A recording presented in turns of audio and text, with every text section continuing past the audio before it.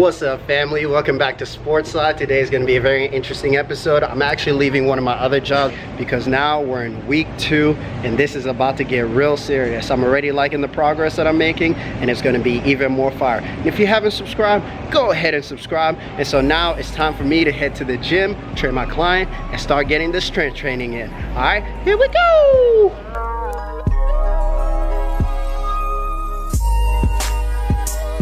I don't know where y'all are from, but I live out here in Southern California and it's June gloom is in full effect. So y'all may be enjoying the actual summer, but over here we're getting the blues. But today we're gonna be focusing on intensity.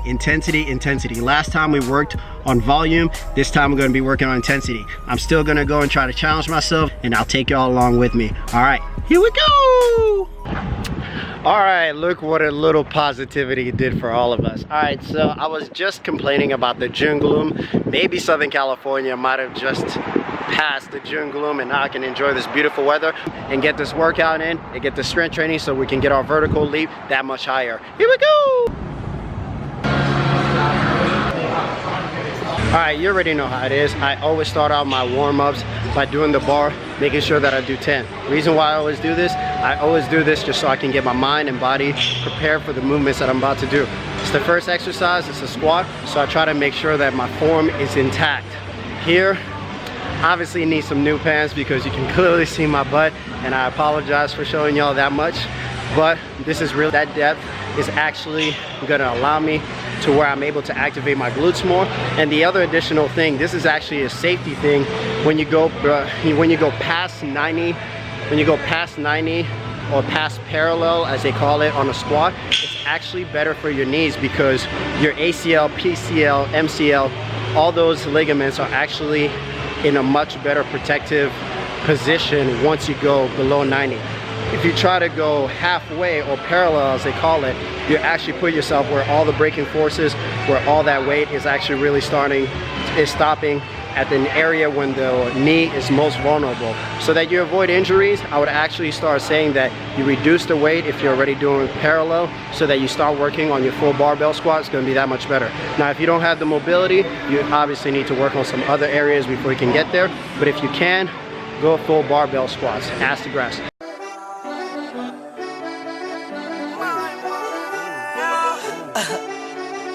Yeah, I ain't gonna lie. It's alright, slick head.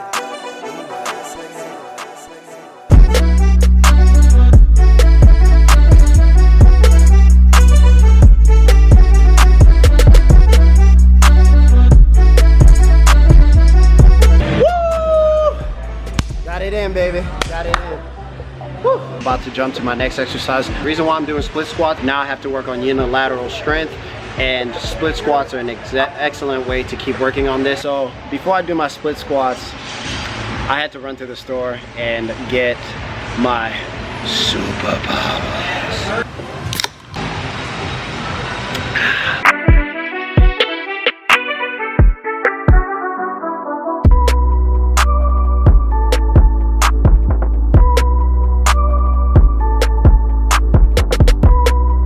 Why split squats are important is that if you're working on unilateral strength, it's actually naturally going to translate over to bilateral strength, so using both legs. One thing that I've actually benefited the most so far in this series, and that's by working on standing calves. By working on standing calves and making sure that I get that tension and making sure that I do those 2 seconds at the bottom, I've actually seen gradual progress. I remember last week, which you'll see as you keep following the series, last week I was actually in Dallas and I went to do some plyometrics, and then when I went out on the basketball court, I actually could tell that I could jump higher immediately. So I'm really excited about what this series is actually going to unveil at the end of the series. As I mentioned again, I really want to achieve my goal by August 20th.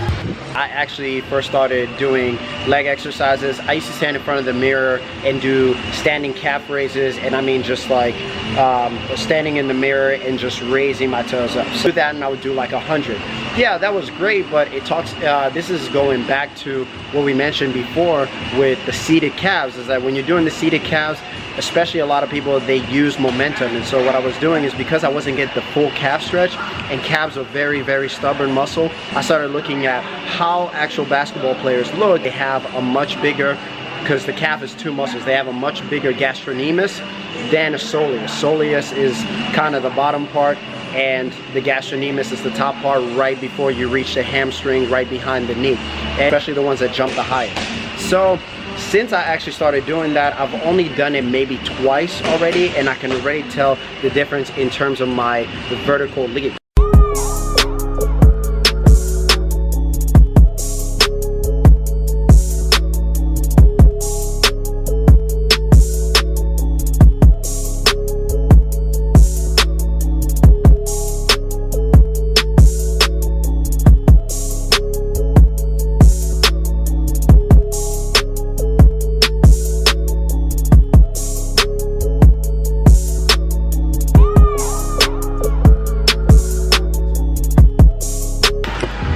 Alright, ladies and gents, that actually does it for our workout today. I was actually able to do 5 reps of 315. When I did my split squats, I was able to increase the weight. Now the update on standing calves, it's been one of my most effective exercises throughout this program, but the issue with it is I'm still very weak when it comes to my injured legs, to where my stamina is much better, especially because I'm not just trying to dunk just to dunk. I'm trying to dunk so that I can just pull it out whenever I'm playing a game with, you know, some of these youngsters out here. But anyways, without too much further ado, hopefully you enjoyed this video, hopefully you enjoyed the workout and you're able to take some things. And please write in the comment section below anything that you found helpful or anything that you felt I needed to explain a little bit better. Anyways, so if you need to reach me for any added for more detailed information about how to actually program for some of these things, please reach out to me. I'm going to put my email address right here, shemafitness@gmail.com. I want to thank everybody that's been watching so far. I'm really enjoying this series. This is really good for me because this is something that I've wanted to do for years and I've always put off. And so now that I'm actually in a position to program for myself and also help other people who've never gotten this before, I'm really excited about this and I want to follow through on it. So I want you guys to keep asking me, how I'm doing, so you can reach out to me on Twitter. I'm always responsive on Twitter, and my Twitter is SportsSci, and I'll put it also in the description below so that you can follow me on there if you want some more information with 140 characters or less. All right, so without me talking too much further ado, the next time we're going to be doing a plyometrics exercise, and that's where I'm actually going to measure where my vertical leap progress is. All right, I'll catch y'all next time. Check me out.